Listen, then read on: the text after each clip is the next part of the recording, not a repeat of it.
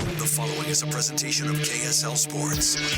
First and 12. A total roundup of this weekend's BYU football and the new look Big 12 Conference. First and 12 is sponsored by Macy's Grocery Store.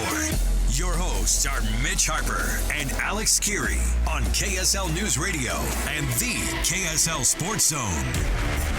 Felt a little different this weekend, Alex, seeing BYU on a bye during the month of October. Typically, in recent years, it's been Thanksgiving weekend. It seems like they get their first bye week with Independence. But in the Big 12, you get an early bye in October, and it was much needed. It comes at a good spot for BYU as now they look ahead to the 7 straight weeks. Mitch Harper, Alex Kirry, here with you until noon. And if you're listening on the podcast, First and 12 on KSLSports.com and all major podcasting platforms every Sunday here on KSL News Radio and the KSL Sports Zone.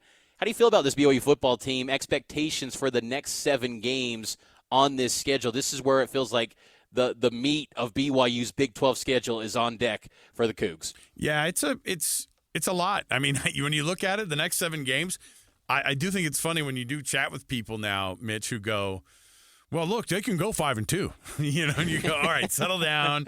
And I'm not trying to dog anybody's dreams here, but if you see Oklahoma and Texas, if you watch that game today or yesterday, the Red River rivalry it's the rivalry, whatever. Those teams are really good, and BYU's got to play both of them, right? And then you look and you go, a classic rival in TCU coming up next week. Texas Tech, who's starting to find themselves a little bit. Oklahoma State, who's starting to look scary again. And they tend to get better by the end of the season. And that's BYU's last game of the year. So and then you thought maybe an easy out could be Iowa State coming to town. No such thing, right? Matt Campbell's got his guys playing well. So I look at this and go, the next 7 games for BYU are an absolute gauntlet, and it's exactly what you signed up for.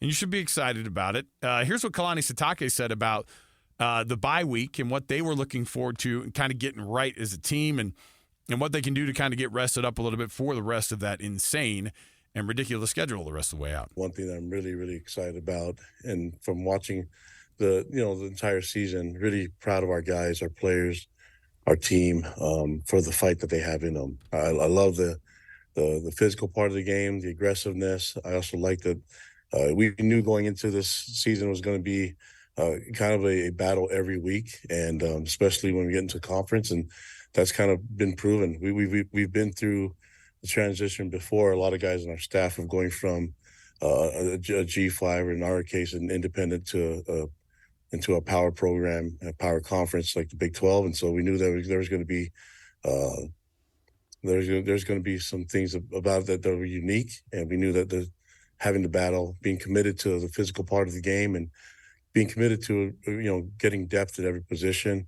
And so we're sitting in a really good spot right now going to the bye week. But after evaluating it, I'm really proud of the boys, proud of the team, proud of the coaches, their commitment to each other and to our culture, but also commitment to just knowing that they got to battle it out. And that's kind of been proven in every game. And you're looking at the Big 12 conference, a lot of parity, but also you're looking at there's large leads that aren't safe. There's a lot of games coming down to the wire, and so that's just going to have to be part of it. You got to be ready for a battle every week, and we knew our guys would be committed to it. And it's just nice to evaluate and watch the film and see that these guys are committed to doing that every week. And if we can get that done, I feel really good about our chances in going to the last 7 games of the season. What you should feel good about, Mitch, if you're a BYU fan, is that BYU has learned a lot from playing behind, coming back, getting wins in weird scenarios. That stuff comes back, and those scenarios come back up again. Close games are going to happen the rest of the way. I think that those lessons have been invaluable for BYU so far.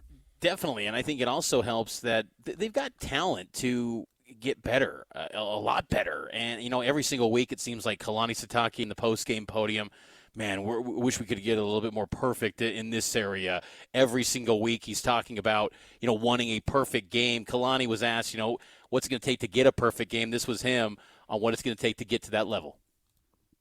I think for me, it's like seeking the perfect game. I don't know if that's ever going to happen in football. It's all the plays going our way the entire game.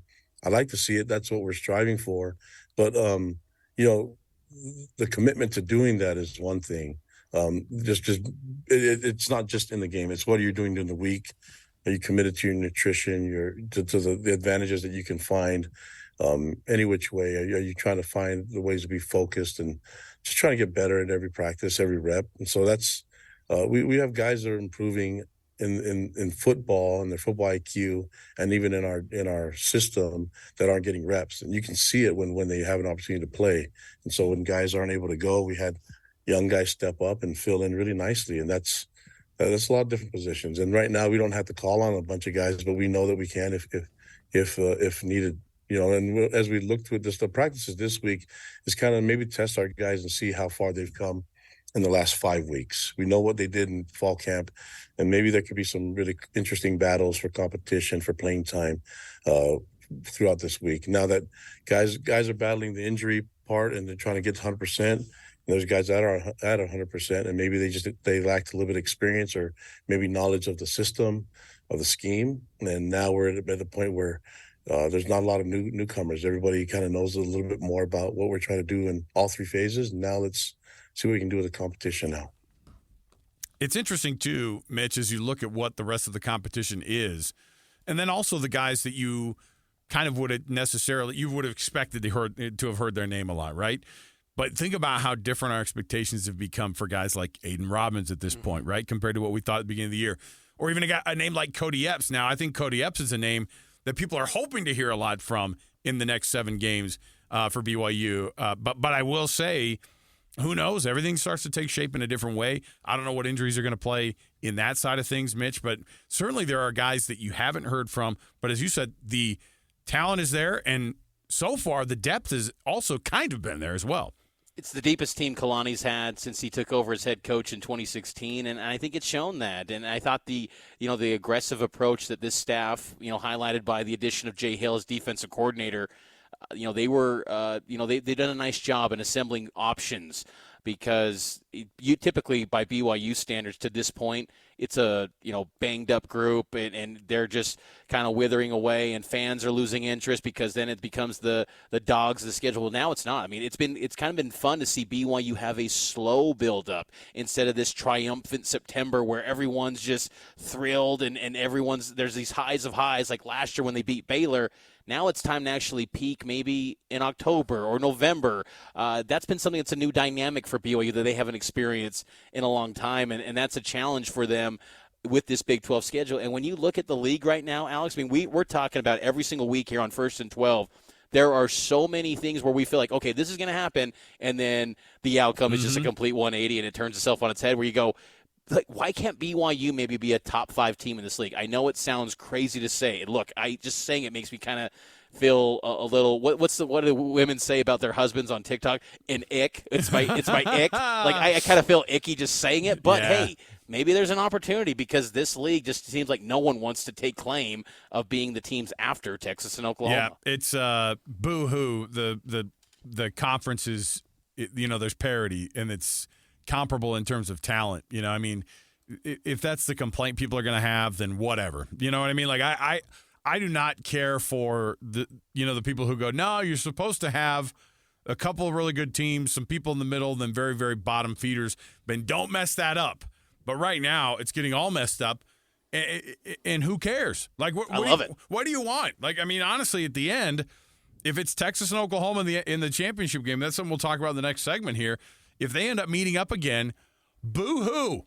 The 2 biggest names in your conference right now, maybe you don't want to see it going forward, but if you were to really talk about it and go, give me another Oklahoma State-Baylor matchup from a couple of years ago, compared to that, no thank you. I mean, I'm saying that from a college football history standpoint.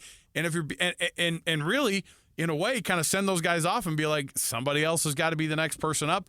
And that's certainly one of those moments where BYU goes, yeah, why not us? Why not this team from Provo, even compared to all the teams who are coming in from the Pac-12 next year? So now there's a lot going on with that.